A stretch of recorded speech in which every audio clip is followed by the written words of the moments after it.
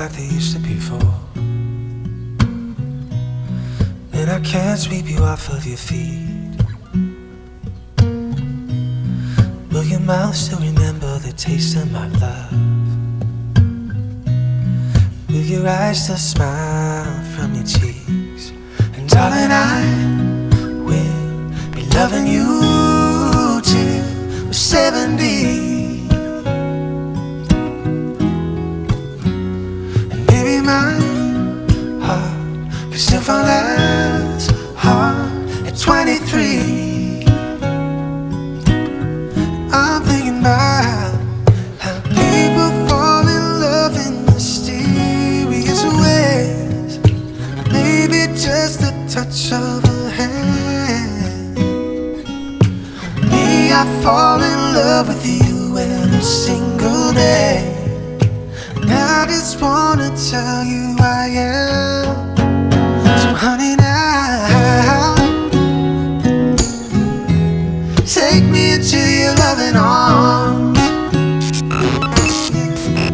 Kiss me under the light of 1,000 stars. Put your head on my beating heart. I'm thinking maybe we found love right where we are. Assalamualaikum warahmatullahi wabarakatuh. Selamat malam pemirsa, kembali lagi bersama saya Hamdi Widadi di channel Simpul TV, tentunya dalam program Simpul LDR Podcast. Lihat, dengar, dan rasakan. Nah, tentunya malam ini saya sudah berada di sebuah tempat tongkrongan yang asik. Tentunya para teman-teman tongkrongan Groget sudah pada tahu semua, yaitu di Pipi Coffee bersama ownernya Pipi Coffee pada malam hari ini. Nah, tentunya saya juga mengucapkan buat teman-teman semua selamat menunaikan ibadah puasa pada malam hari ini. Malam hari ini kita akan ngobrol-ngobrol, sharing inspirasional bersama pengusaha-pengusaha muda yang tentunya sudah berkiprah di Kabupaten Pasir. Langsung saja kita ngobrol dengan owner dari Pipi Kopi, yaitu Mas Surendro. Selamat malam Mas Surendro. Selamat malam. Gimana kabarnya malam hari ini? Alhamdulillah sehat setelah buka puasa ya. Terima kasih sudah meluangkan waktunya untuk sharing inspirasional bersama kami di Simpul TV Bang ya. Oke, terima kasih sama-sama. Oke, nah tentunya untuk informasi juga Abang Surendro ini adalah pengusaha muda yang sukses tentunya di bidang kafe atau kedai kopi ya. Nah, nanti kita langsung tanya-tanya aja gimana karir bisnisnya di Kabupaten Pasir. Nah Bang, jadi bagusnya panggil abang apa mas ini? Bang aja dah apa? Bang Rendro lah ya. Bang Rendro ya? Iya. Nah ini kok bisa sih teman-teman manggilnya sering panggil abang Pipi nih? Bisa diceritakan sedikit? Sebenarnya Pipi itu panggilan kesayangan gitu. Jadi anak-anak manggil saya Pipi. Jadi idenya bagaimana tempat itu jadi tempat yang nyaman dan ya homey lah. Jadi makanya dibikin ya manggil saya Pipi ya jadi kesayangan semua ceritanya. Panggilan keluarga ya? Iya, panggilan keluarga. Merambat ke teman-teman dan Manggil ke teman-teman. lingkungan bisnis. Oke. Nah sebelumnya bagaimana bisa Bang sempat terpikir bisa membuka usaha bisnis kafe ini? Sebenarnya saya dan keluarga hobinya nongkrong. Gitu. Jadi hobi nongkrong itu sebelum ada Pipi Kopi saya sudah keliling Grogot, bahkan kalau sudah jenuh di Grogot saya ke Balikpapan. Jadi saya pikir kalau ke Balikpapan terus kita harus mengeluarkan kos yang agak besar gitu. Betul. Untuk transportasi, nginap, bahkan untuk sekedar nongkrong gitu. Nah, jadi saya punya tanah di sini terus punya ide bagaimana saya dan masyarakat di Grogot sendiri itu bisa tidak harus menghabiskan dananya untuk keluar kos ya. yang lebih besar. Jadi saya bangun tempat yang kira-kira bisa representatif dengan saya melakukan studi lah, ibaratnya nongkrong sambil studi. Jadi ke beberapa tempat saya seperti ke Jogja, ke Bali, ke Samarinda, Balikpapan. Saya buat tempat yang bisa representatif, nyaman seperti kayak di Balikpapan. Jadi orang-orang sini pengen menghabiskan kosnya itu nggak mesti harus ke Balikpapan. Jadi agak tertahan. Jadi perputaran dananya pun tetap berada Iya, di tetap ada di kabupaten ya. Jadi konsep sendiri yang dibangun hasil dari studi-studi di berbagai daerah. Hasil dari nongkrong. Hasil dari nongkrong ya. Hasil dari Luar biasa. Nah, kalau boleh tahu bisnis Pipi Coffee ini sejak kapan Bang dibukanya? Saya membangun ini di 2018. Terus saya opennya itu di 1 Maret 2019. Kemarin Jadi kami baru ulang tahun keempat di 1 Maret kemarin. 1 Maret kemarin sudah keempat tahun ya. Keempat tahun. Luar biasa perjalanan bisnisnya dari Pipi Coffee ini. Nah terus konsepnya yang ditawarkan dari Pipi Coffee ini apakah pure coffee atau campuran dari lain atau gimana? Sebenarnya Pipi Kopi itu mewakili dari konsep anak nongkrong kopi gitu. Cuma saya tidak tidak harus kopi semua karena saya melihat dari pangsa pasarnya Grogot mungkin ada beberapa orang sebagai pecinta kopi aja. Sisanya pecinta minuman lah ya, soft drink apa semua. Maka Pipi Kopi itu sekedar simbol, sisanya intinya banyak menu di dalamnya gitu yang sesuai sama anak-anak nongkrong di Kabupaten Pasir, Grogot khususnya. Terus berkaitan dengan itu, jadi memilih dengan konsep yang berbeda ya, bukan hanya pure coffee.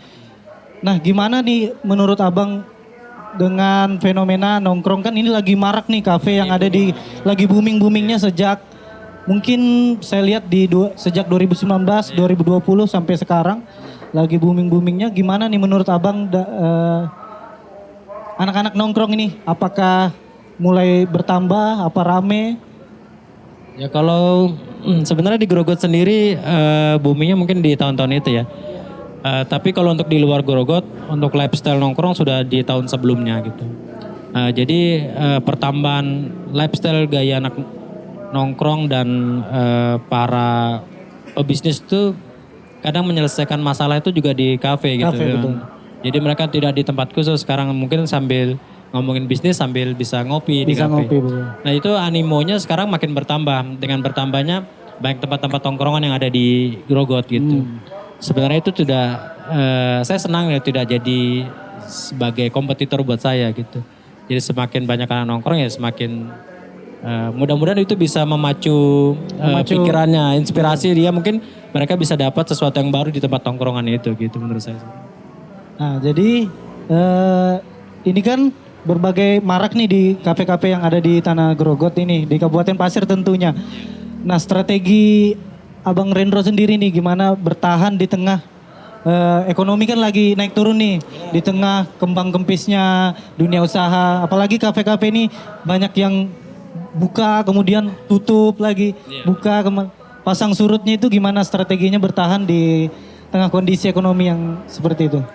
Ya sebenarnya saya agak sedih dengan beberapa kafe yang baru buka sudah tutup. Betul. Karena memang sebagai perintis memang pasti ada diuji, ada di masa itu gitu. Kita masa untuk memperkenalkan diri kita, terus pada saat kita lagi sepi pun itu sebagian dari ujian. Nah kalau kita bisa ngelewatin itu mungkin insya Allah kita bisa naik gitu ya. Nah kalau untuk di BP Kopi sendiri, saya tidak menjadikan itu sebuah kompetitor karena kita mungkin punya segmen-segmen yang berbeda gitu. Mungkin ada di beberapa tempat yang khususnya anak muda gitu. Nah saya menciptakan Pipi Kopi ini yang bisa dinikmatin di semua segmen, bisa kalangan keluarga, karena kita punya makanan berat juga gitu. Dan dari sisi bisnis, dari openan gitu, jadi kita ciptakan suasana yang terus bisa membuat orang kangen lah sama ini. Ya, terus kiat-kiatnya biar itu bisa bertahan, kita harus tetap menjaga kualitas. Nah karena dari sisi servis ini, untuk di bidang entertain, atau di bidang tempat tongkrong itu yang paling penting pelayanan. Selain dari kualitas, tetap pelayanan harus tetap kita jaga gitu. Nah di lain itu kan saya sering ikut juga, sering nongkrong juga di sini. Karena biasanya di malam-malam tertentu Pipi Kopi selalu menghadirkan acara-acara yang beda tentunya. Nah itu boleh diceritakan gimana itu Bang? Ya karena dari beberapa saya keliling tempat tongkrongan itu memang event-event itu paling penting lah menurut saya itu. Jadi salah satu kafe yang mempunyai jadwal rutin tentang event ya di Pipi Kopi. Betul. Jadi Pipi Kopi punya 2 malam live musik dan 1 malam stand up gitu.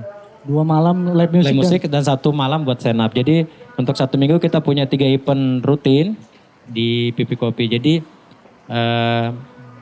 event-event itu kita gandeng anak-anak muda yang masih baru bangkit ya, baru itu kita kasih tempat mereka, kita kasih ruang biar sama-sama bisa berkarya lah untuk di dunia hiburan mungkin seperti itu. Jadi ikut membantu menopang komunitas-komunitas yang ada di Krukut ya. Live music, ada stand up. Yang paling sering kan tentunya stand up itu. Hampir tiap minggu Bang ya. Stand up tiap minggu dan ada lagi kompetisi mereka melakukan Jawara Tawa. Jawara Tawa. Iya, Oh kemarin sempat dilaksanakan Jawara dan Tawa. untuk finalnya mungkin di habis lebaran ini. Habis lebaran ya. Nah, itu buat informasi juga pada teman-teman bahwa di Pipi Kopi bukan hanya sekedar nongkrong, tentunya juga ada event-event tiap minggunya yang seru ya yang dihadirkan buat pengunjung-pengunjung Pipi Kopi tentunya. Nah, kembali lagi Bang tadi soal bisnis Pipi Kopi itu. Nah, biasanya nih ketakutan orang-orang yang pengen memulai bisnis, memulai usaha itu adalah momoknya pertama adalah modal. Iya, iya. Nah, gimana nih kalau dari Pipi Kopi sendiri?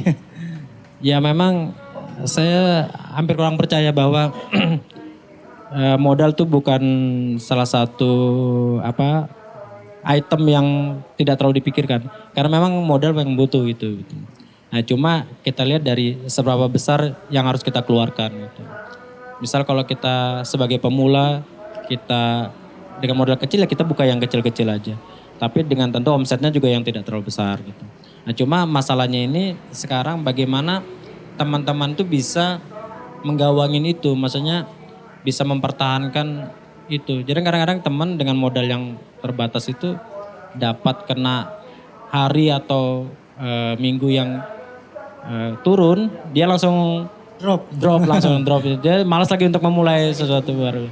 Nah itu yang dia belum bisa melewatin. Pada saat dia bisa melewatin itu kan tinggal sekarang ada beberapa pemodal-pemodal seperti ada KUR, ada apa. Jadi yang fokus tuh saya mempertahankan kualitas sama pelayanan gitu. Kalau sudah bisa lewatin itu, sudah mulai rame, baru kita bisa membangun yang lebih besar. Kita juga gak bisa langsung besar kalau kita belum tahu pangsa pasar kita gitu kan. Nah kita mulai dari yang kecil, kayak Pipi Kopi awalnya dari pinggir jalan dulu gitu. Pinggir jalan dulu? Iya, Pipi Kopi itu saya punya rombong gitu dulu. Yang apa yang saya jual di sini ya jual dari rombong itu gitu. Nah saya jualnya, saya di Pipi Kopi yaitu makanan yang ada di rombong itu yang ada di pinggir jalan saya bawa ke kafe. Jadi saya kasih kasih tempat. Kasih tempat yang ruang bagus, saya sajikan dengan yang bagus.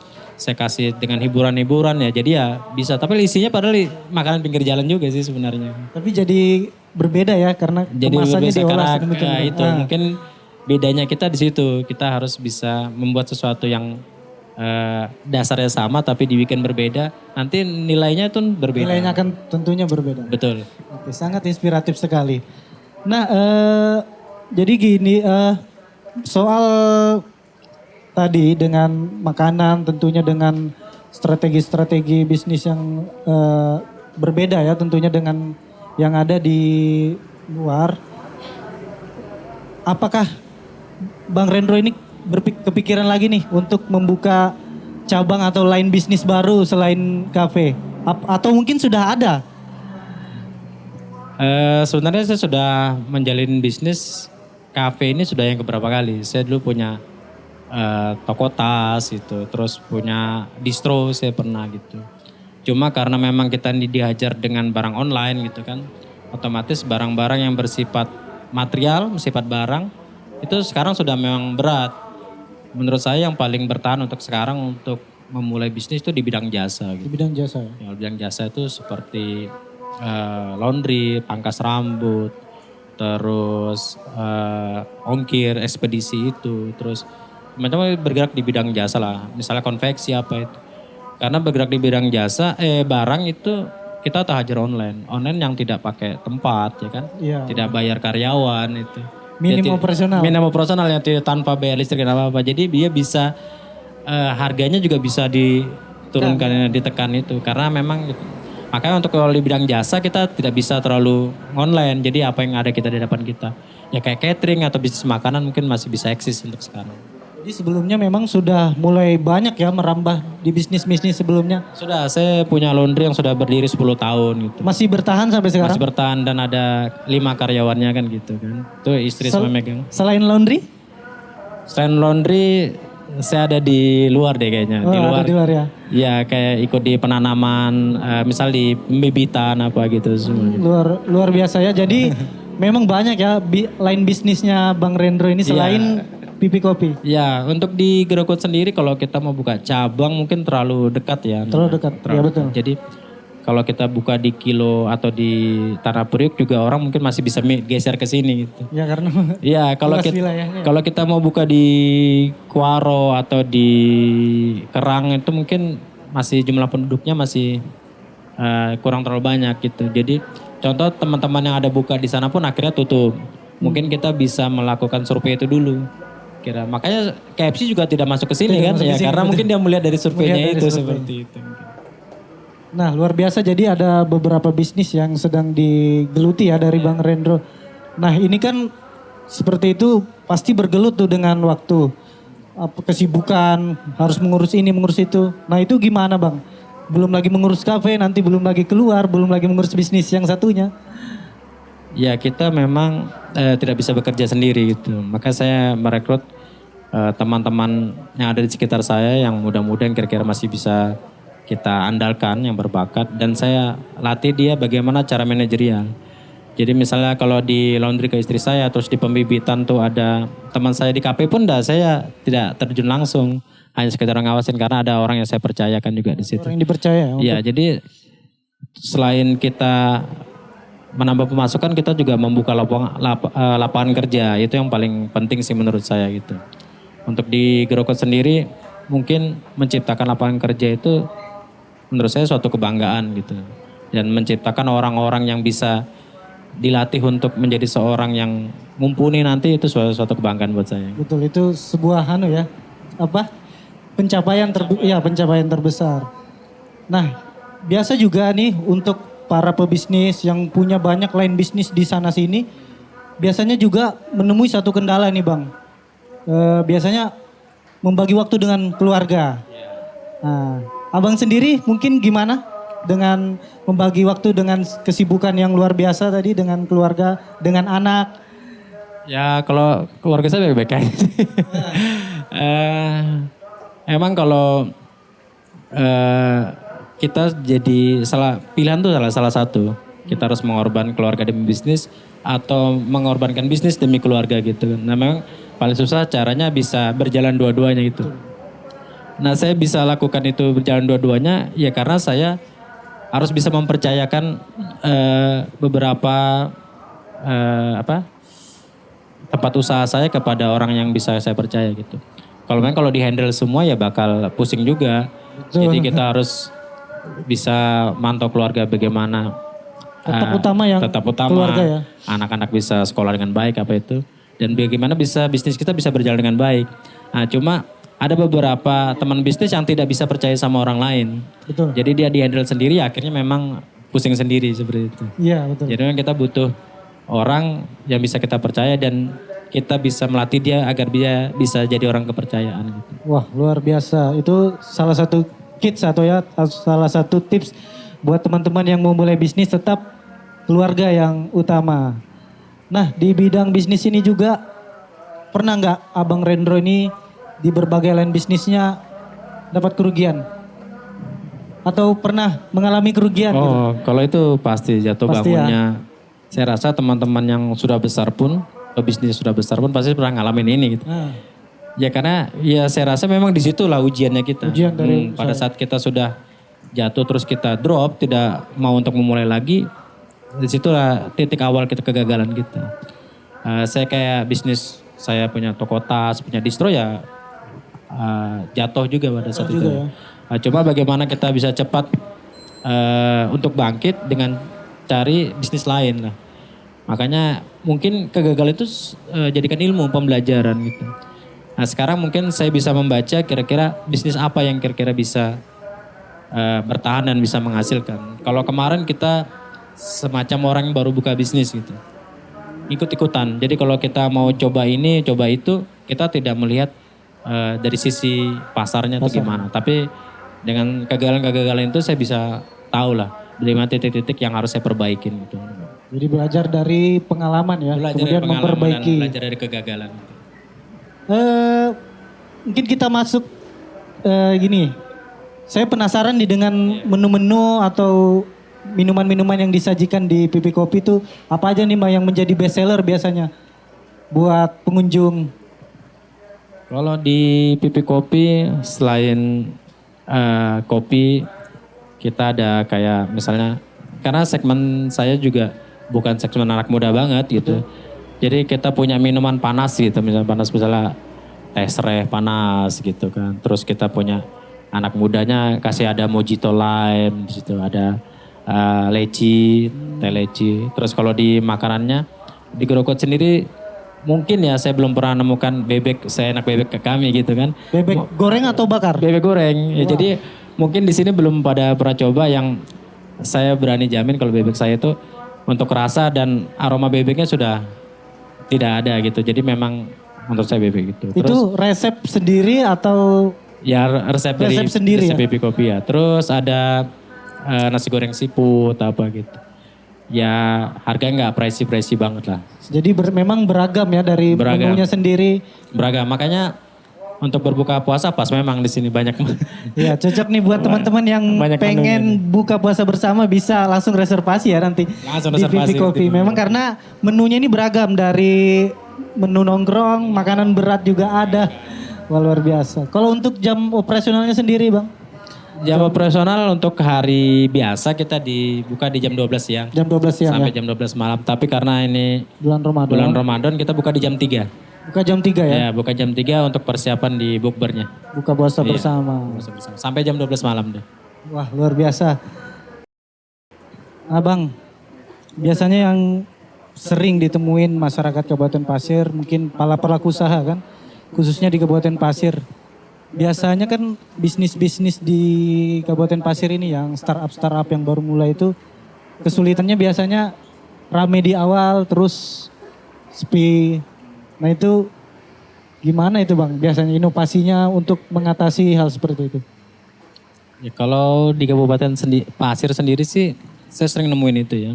Betul. Jadi saya yakin orang Batu Kabupaten Pasir ini, orang Grokot khususnya itu, mereka punya modal kuat sebenarnya.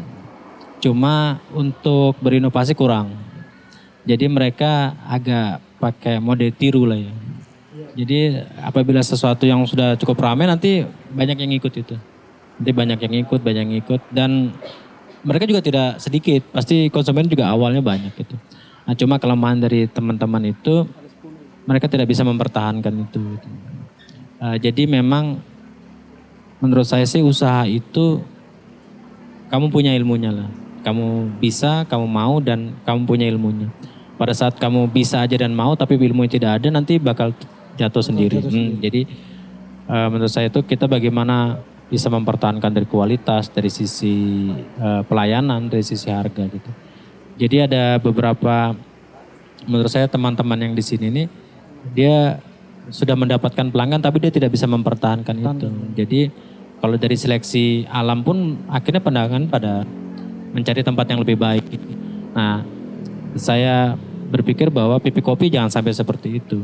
Jadi Pipi Kopi ya harus bisa mempertahankan dari sisi kualitas rasa maupun dari sisi pelayanannya gitu. Ya mungkin itu juga yang bisa buat Pipi Kopi bertahan sampai 4 tahun ini.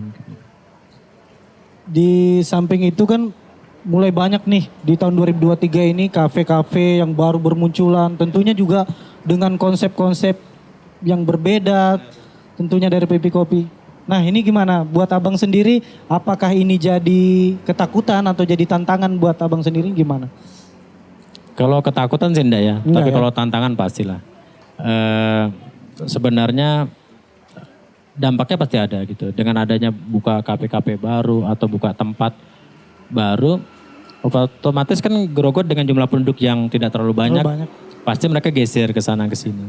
Cuma jadi tantangan buat saya bukan untuk mengevaluasi orang atau mengevaluasi tempat baru itu, tapi mengevaluasi tempat kita sendiri ya.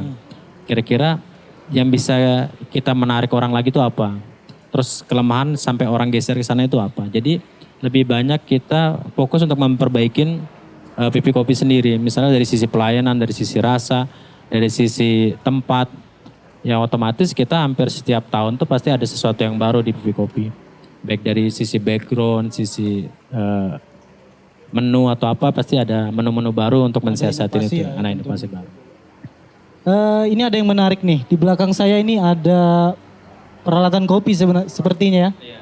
Nah, apakah Bang Rendro ini bisa nih ngoperasikan alat kopinya ini? Atau cuma tahu aja atau gimana itu? Bisa tapi enggak mahir-mahir banget.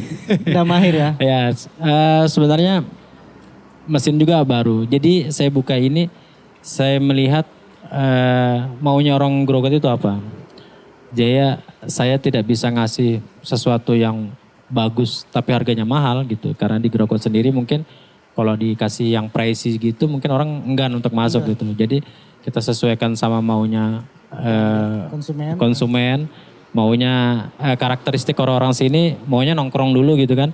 Kalau bisa harga jangan mahal-mahal dulu. Ya, itu Sampai mereka bisa nongkrong tapi tanpa memikirkan harga gitu.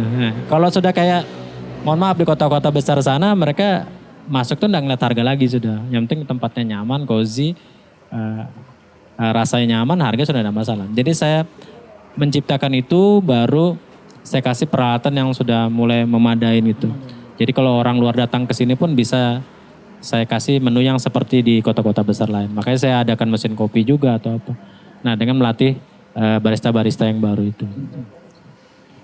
Untuk rencana ke depan kira-kira gimana Bang? Apa Pipi Kopi buka cabang baru atau buat event baru? Apa ada bocorannya nih untuk ke depan? Gimana rencana dari Bang Rendro sendiri? Rencana ke depan kita pasti ada event-event baru ya. Pasti ada event-event Pasti ada baru ya. event-event baru untuk di Pipi Kopi. Bagaimana kita bisa bertahan dengan maunya anak muda sekarang pasti itu. Nanti rencana bakal ada beberapa renovasi yang Instagramable ya pasti seperti itu. Nah kalau untuk buka cabang baru mungkin lebih ke restonya ya mungkin. Lebih ke restonya. Lebih ke restonya. Kalau tempat nongkrong mungkin kalau di Pipi Kopi cukup lah untuk di Grogot aja gitu. Mungkin buka cabang baru lah. Cabang dengan beda aliran. Beda aliran lagi ya. Itu luar biasa tadi obrolan kita. Nih terakhir Bang.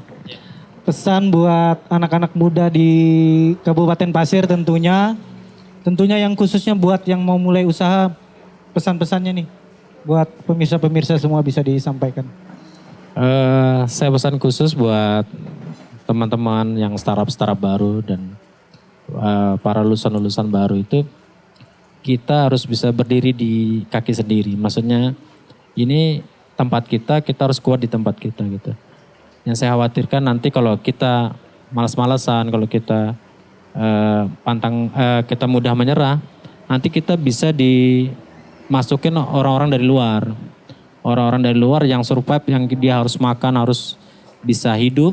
Nah kita nanti bisa tergeser dari teman-teman itu. Kalau kita masih minta sama orang tua, minta sama siapa aja gitu, ya kita harus bisa kuat, kita harus bisa survive sebelum ada orang luar masuk ke kita. Jadi untuk di pemuda yang ada di Kabupaten Pasir harus tetap semangat, pantang menyerah, intinya di situ aja. Oke, terima kasih Bang Rendro atas waktunya. Makasih, sangat inspiratif sekali ya obrolan kita malam hari ini. Harapan kami mudah-mudahan Pipi Kopi sukses selalu ya. Amin, amin. Mungkin hadir dengan gebrakan-gebrakan baru nanti. Harus itu Nah, tentunya. Oke, terima kasih atas waktunya malam hari ini. Obrolan kita dengan Bang Rendro, owner dari Pipi Kopi di acara Simple LDR Podcast. Tentunya mudah-mudahan ini nanti menjadi inspiratif atau motivasi buat teman-teman semua yang tentunya pengen memulai bisnis di usaha kafe atau kedai kopi. Nah, jangan lupa like, komen, dan subscribe Simple TV ya. Nantikan kami dengan program-program menarik berikutnya dan tentunya di next episode Simple LDR Podcast. Terima kasih. Wassalamualaikum warahmatullahi wabarakatuh.